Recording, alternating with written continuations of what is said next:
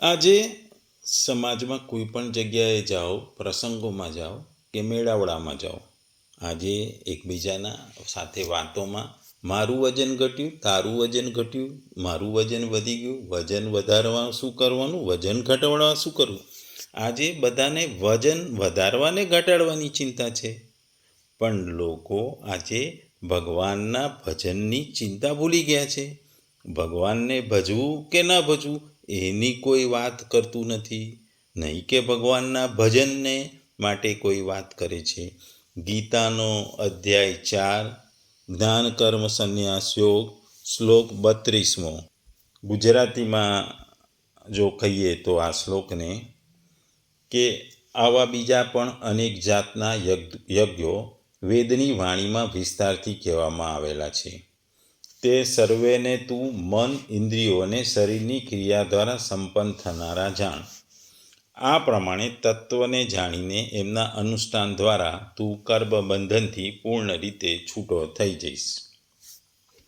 બીજા શબ્દોમાં કહીએ તો આ અનેક પ્રકારના યજ્ઞો વેદ સંમત છે અને આ સર્વ વિવિધ પ્રકારના કર્મોમાંથી ઉદ્ભવે છે. તેમને આ પ્રમાણે જાણી તું મુક્ત થઈ જઈશ. આ ચોથા અધ્યાયના 24માંથી 30મા શ્લોક સુધીમાં ભગવાને 12 જાતના વિવિધ યજ્ઞોની વાતો કરી છે. ભગવાને આ વિવિધ યજ્ઞોની વાત કરતા અહીં આ શ્લોકમાં કહે છે કે વેદોમાં આ સિવાય આ 12 સિવાયના બીજા ઘણા જ યજ્ઞો છે અને ઘણા યજ્ઞો વિસ્તારથી કહેવામાં આવ્યા છે, જેનો હું અહીં ઉલ્લેખ કરતો નથી. ભગવાનને પૂજવા માટે ઘણી બધી મેથડ્સ એટલે કે પદ્ધતિઓ છે. એમાં ભગવાનને પૂજવાની જે ભક્તિ એ મોટામાં મોટી છે. એ જ પ્રમાણે આ યજ્ઞો દ્વારા ભગવાનને પૂજવાની પણ એક પદ્ધતિ છે. એટલે ભગવાન કહે છે કે આ સિવાય ઘણા બધા યજ્ઞોની વાત વેદોમાં થયેલી છે અને અસ્તિત્વમાં છે અને એ લોકો કરતા હોય છે અને એ વિસ્તારથી પણ વેદોમાં એનું વર્ણન છે.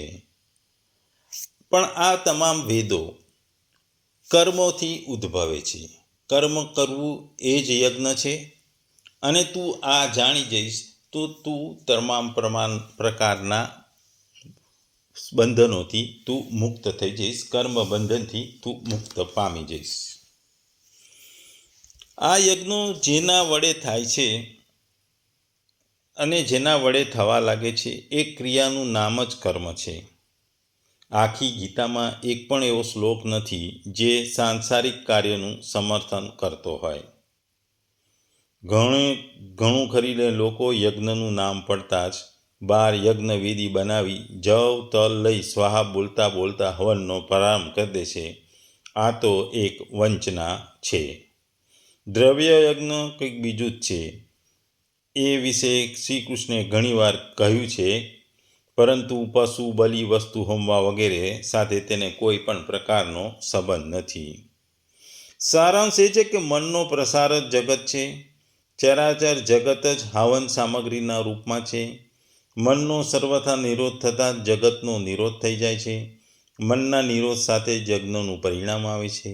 યજ્ઞ જેનું સર્જન કરે છે તે જ્ઞાનમૃતનું પાન કરનાર પુરુષ સનાતન બ્રહ્મમાં પ્રવિષ્ટ થઈ જાય છે. આ બધા યજ્ઞો બ્રહ્મસ્થિત મહાપુરુષોની વાણી દ્વારા કહેવાયેલા છે. એવું જ નથી કે અલગ અલગ સંપ્રદાયના સાધક અલગ અલગ પ્રકારના યજ્ઞ કરે છે, પરંતુ બધા એક જ સાધકની ઊંચી નીચી અવસ્થાઓ છે. અહીં આ શ્લોકમાં ભગવાન કહે છે કે 12 યજ્ઞોનું જે મેં વર્ણન કર્યું એ સિવાય વેદોમાં ઘણા બધા યજ્ઞો છે. આ યજ્ઞોનું ખૂબ જ વિસ્તારથી વેદોમાં વર્ણન પણ કરવામાં આવ્યું છે, કારણ કે સાધકોની પ્રકૃતિ અનુસાર તેમની નિષ્ઠાઓ પણ અલગ અલગ હોય છે અને તદ અનુસાર તેમના સાધનો પણ અલગ અલગ હોય છે. એટલે યજ્ઞો પણ અલગ અલગ હોય છે. આપણે જોતા હોઈએ છીએ કે માણસની ઓળખ માટે પણ જેમ જુદી જુદી વસ્તુઓનું મહત્ત્વ છે. આપણે જોઈએ છીએ કે ઘણી જગ્યાએ અંગૂઠો, આજે આધાર કાર્ડમાં અંગૂઠો રાખવામાં આવે છે. કોઈ પણ 2 માણસોનો અંગૂઠો સરખો હોતો નથી, એટલે ઓળખ માટે અંગૂઠો પણ વપરાય છે. બીજી વસ્તુ કે બાયોમેટ્રિક પદ્ધતિમાં આંખની કીકી પણ એટલે આંખને પણ લેવામાં આવે છે. કોઈ પણ બે માણસોની આંખની કીકીઓ સરખી હોતી નથી, એ પણ બાયોમેટ્રિકમાં વપરાય છે. જેમ અંગૂઠો વપરાય છે, જેમ બાયોમેટ્રિકમાં આંખ પણ વપરાય છે. આજે જોતા હોય છે કે સામાન્ય રીતે આપણે મોબાઈલ હોય કે લેપટોપ હોય, એ પણ આજે પાસવર્ડની જગ્યાએ ફેસ રેકગ્નિશન એટલે મોઢું જોઈને પણ ખુલે છે. એટલે કોઈ પણ વ્યક્તિ બે વ્યક્તિના ફેસ પણ સરખા નથી હોતા, દરેકના અલગ અલગ હોય છે. એમ વેદોમાં પણ અલગ અલગ યજ્ઞોની ભગવાને વાત કરી છે. સામાન્ય રીતે ભગવાન કહે છે કે વેદોમાં સકામ અનુષ્ઠાનોનું પણ વિસ્તારથી વર્ણન કરવામાં આવ્યું છે, પરંતુ એ બધાથી નાશવંત ફળની જ પ્રાપ્તિ થાય છે, અવિનાશીની નહીં.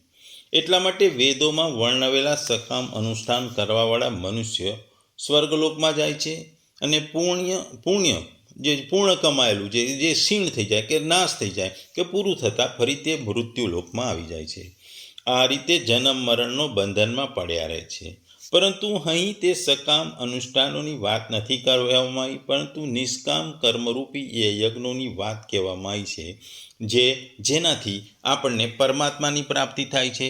હિન્દુમાં અને સનાતન ધર્મમાં ખાસ કરીને મોક્ષ કહેવામાં આવે છે, અને જે મોક્ષનું આપણામાં મહત્વ છે. વેદોમાં કેવળ સ્વર્ગ પ્રાપ્તિના સાધનરૂપી સકામ અનુષ્ઠાનોનું જ વર્ણન કરવામાં આવ્યું છે એવી વાત નથી. વેદોમાં પરમાત્માના પરમ પ્રાપ્તિના સાધનરૂપી શ્રવણ છે, મનન છે, પ્રાણાયામ છે, સમાધિ છે, ભક્તિ છે, નિધ્યાસન છે વગેરે અનેક પ્રકારના અનુષ્ઠાનોનું પણ વર્ણન કરવામાં આવ્યું છે. 3 અધ્યાયમાં આપણે 14 અને 15 શ્લોકોમાં કહેવાય ગયું છે કે યજ્ઞ વેદોથી ઉત્પન્ન થાય છે, અને સર્વવ્યાપી પરમાત્મા એ તે યજ્ઞોમાં નિત્ય પ્રતિષ્ઠિત એટલે કે બિરાજમાન છે. યજ્ઞોમાં પરમાત્મા નિત્ય પ્રતિષ્ઠિત રહેવાથી તે યજ્ઞોનું અનુષ્ઠાન કેવળ પરમાત્મા તત્વની પ્રાપ્તિ માટે જ કરવું જોઈએ. ભગવાન આગળ કહે છે કે અહીં કે સગળા યજ્ઞો કર્મજનક છે. કર્મ કરો તો જ યજ્ઞ થાય છે, અર્થાત કર્મો વડે થવાવાળા છે. શરીર વડે જે ક્રિયાઓ થાય છે, વાણી વડે જે વાત થાય છે, કથન થાય છે, મન વડે જે વિચારો અને સંકલ્પ થાય છે, એ બધા જ કર્મો છે.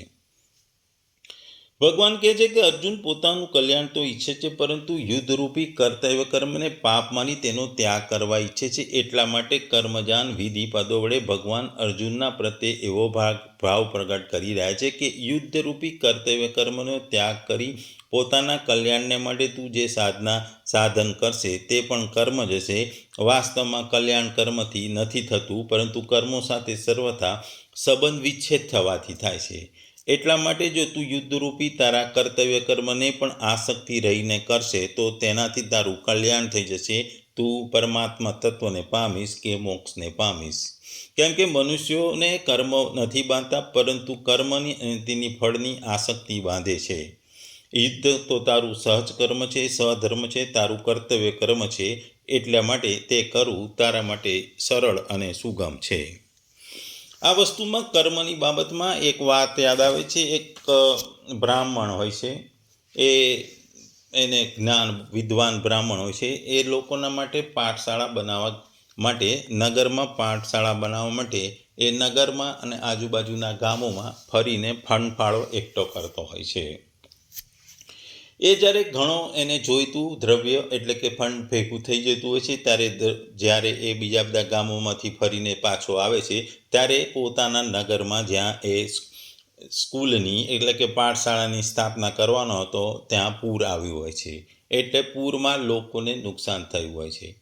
એ બ્રાહ્મણ આ ભેગું થયેલું તમામ અન્ન પોતાનું જે દ્રવ્ય છે કે જે પૈસા છે કે જે સોના અને બધું હતું એ લોકોને જે નુકસાન થયું એની પાછળ આપે છે.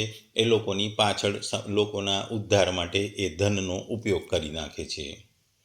થોડા વર્ષ બે વર્ષ પછી ફરીથી એને એ પાઠશાળાની અધૂરી ઈચ્છા પૂરી કરવા એ ફરીથી ફંડફાળો એકઠા પહેલાં પોતાના નગરમાંથી ફરી અને આજુબાજુના નગરો અને ગામોમાં જાય છે.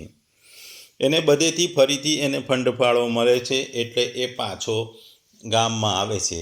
જ્યારે પોતાના ગામમાં આવે છે જોવે છે તો એક રોગ થયેલો હોય છે અને એ રોગ ભયાનક ગામમાં લોકોને પ્રસર્યો છે, લોકોના મૃત્યુ થયું હોય છે અને આ રોગચાળાને કારણે એ એને દયા આવે છે અને એ પોતાના ભેગા થયેલા તમામ પ્રકારના ધનને તે લોકોમાં વાપરી નાખે છે.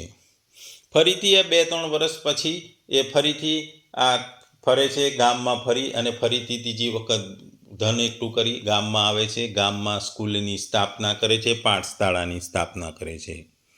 જ્યારે ગામના રાજાને બોલાવવામાં આવે છે, ગામની સ્થાપના કરે છે, પાઠશાળાની કરે છે, ત્યારે ગામનો રાજા એટલે મીન્સ નગરનો રાજા એને જેના દ્વારા ઉદ્ઘાટન કરાય છે ત્યારે રાજા બ્રાહ્મણને કહે છે કે આ તમે ત્રીજા સ્કૂલની સ્થાપના કરી છે, એટલે કે પહેલાં બેમાં ભલે તમે આ પાઠશાળા કે સ્કૂલની સ્થાપના ના કરી, પણ આ જે સ્થાપના છે એ તમારી ત્રીજી પાઠશાળા છે, કારણ કે તમે કર્મોથી તમે લોકો માટે કર્મ કર્યા એ પહેલી 2 સ્કૂલ હતી, આ તમારી ત્રીજી સ્કૂલ છે.